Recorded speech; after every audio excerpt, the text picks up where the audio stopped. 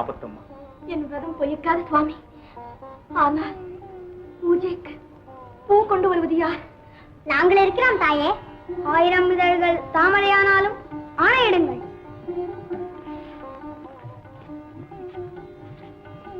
பார்த்தாயா அம்மா, இமயத்தினும் വലിய இதயம் படைத்த வீரகுமாரர்கள் இருக்கும் பொழுது உனக்கே ரொம்ப கவலை.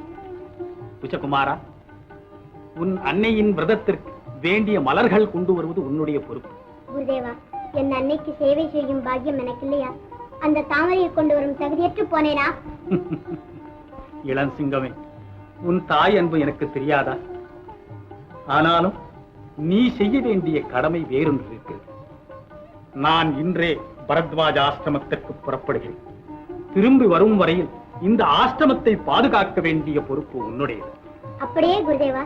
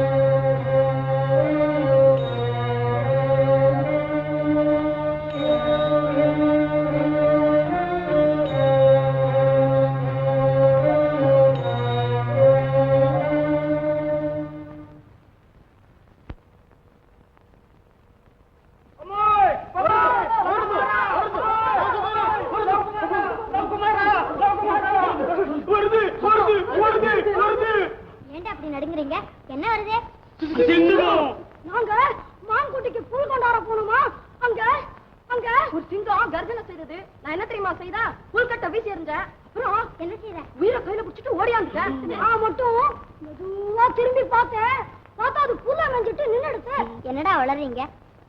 சிங்கமாவது புல்ல திங்கிறதாவது. நீங்க எப்ப சிங்கத்தை பாத்திருக்கீங்களா? பார்க்கணுமா? கேட்டா போதாது. அதுக்கு பிடரி இருக்கு, அது மேல சாஞ்சரமா முடி, சவுக்க மாதிரி வாலு, அத நுனியில குஞ்ச மாதிரி என்னமோ. எங்களுக்கு தெரியாத நான் நினைச்சேன். அது வெள்ளை வெள்ளையர்னு அண்ணா இல்ல அண்ணா அது மாதிரி இருக்கு. ஆமா, சிங்கம் வெள்ளையா நாங்க சொன்னா நம்புவியா? மறந்துட்டேனே, அதுக்கு 2 கொம்பு கூட இருக்கு. அது கொம்பு இல்லடா, காது.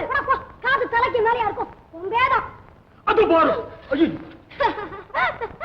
அதுதான் சிங்கமா? மண்டுகளா, அது குதிரையடா. ஆமா ஆமா, நான் அயோத்தியில் கூட பார்த்தேன். ஓஹோ, குதிரையா இது? நான் அப்பவே நினைச்சேன் இவன் தான் சிங்கம்னு சொன்னான். முட்டா படா, முழு முட்டா. நீ புலின்னா நான் சிங்கம் இல்ல. லவகுமாரா, லவகுமாரா, லவகுமாரா.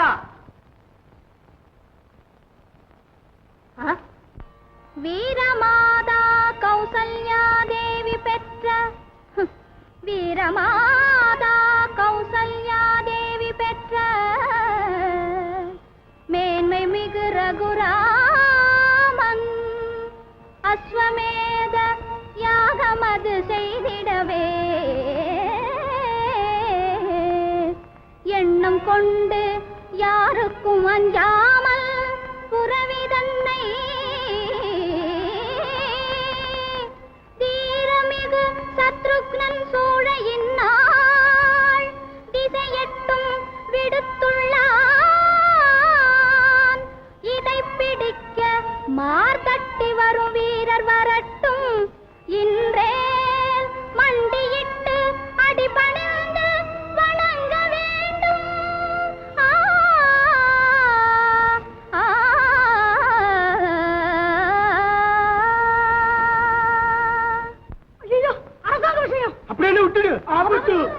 என்ன சொன்ன? ஆபத்து வருமா? வரட்டும், என்னவானாலும் சரி, இந்த குதிரையை மட்டும் விடப்போவதில்லை.